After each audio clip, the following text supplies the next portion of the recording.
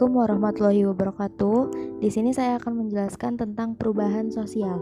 Apa itu perubahan sosial? Perubahan sosial merupakan perubahan-perubahan yang terjadi pada lembaga-lembaga kemasyarakatan dalam suatu masyarakat yang memengaruhi sistem sosialnya, termasuk nilai, sikap-sikap sosial, dan pola perilaku di antara kelompok-kelompok dalam masyarakat. Perubahan sosial menurut para ahli itu ada berbagai macam. Nah, salah satunya yaitu Selo Sumarjan. Menurut Selo Sumarjan, perubahan sosial ialah kemasyarakatan di dalam suatu masyarakat yang berpengaruh pada sistem sosialnya. Perubahan ini mencakup nilai-nilai, sikap, dan pola perilaku. Proses perubahan sosial. Proses perubahan sosial ada 3, yaitu invensi, difusi, dan konsekuensi. Invensi yaitu proses di mana ide-ide baru diciptakan dan dikembangkan. Difusi yaitu proses di mana ide-ide baru dikomunikasikan ke dalam sistem sosial. Sedangkan konsekuensi yaitu perubahan-perubahan yang terjadi dalam sistem sosial sebagai akibat pengadopsian atau penolakan inovasi. Penyebab perubahan sosial dari dalam dan luar masyarakat. Perubahan sosial dari dalam yaitu mobilitas penduduk, penemuan-penemuan baru atau inovasi, dan terjadinya pertentangan, konflik, dan pemberontakan evolusi. Perubahan sosial dari luar masyarakat yaitu terjadinya peperangan, pengaruh lingkungan, dan pengaruh kebudayaan. Bentuk-bentuk perubahan sosial.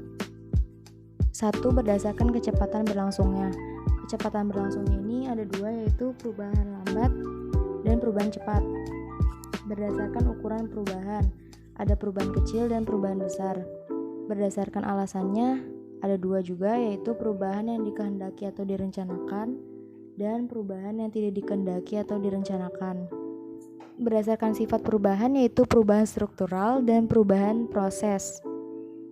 Ciri-ciri perubahan sosial ada 4, yaitu tidak ada masyarakat yang berhenti berkembang atau dinamis. Yang kedua, perubahan pada satu lembaga akan menyebabkan perubahan pada lembaga lainnya. Yang ketiga, yaitu perubahan yang cepat atau revolusi. Dan yang keempat, perubahan sosial tidak hanya mencakup material atau spiritualnya saja, tapi mencakup keduanya. Faktor pendorong dan faktor penghambat perubahan sosial. Faktor pendorong perubahan sosial di sini ada terjadinya kontak atau sentuhan dengan kebudayaan lain, sistem pendidikan formal yang maju, penduduk yang heterogen, toleransi terhadap perbuatan-perbuatan yang menyimpang, ketidakpuasan masyarakat terhadap bidang-bidang tertentu, dan orientasi ke masa depan. Faktor penghambat perubahan sosial yaitu kontak sosial dengan masyarakat lain yang kurang, perkembangan ilmu pengetahuan yang lambat, sikap masyarakat tradisional, keinginan yang tertanam kuat, perasaan takut terjadi kegoyahan pada kebudayaan sendiri, stereotip terhadap nilai budaya. Dampak perubahan sosial, ada dampak positif dan dampak negatif.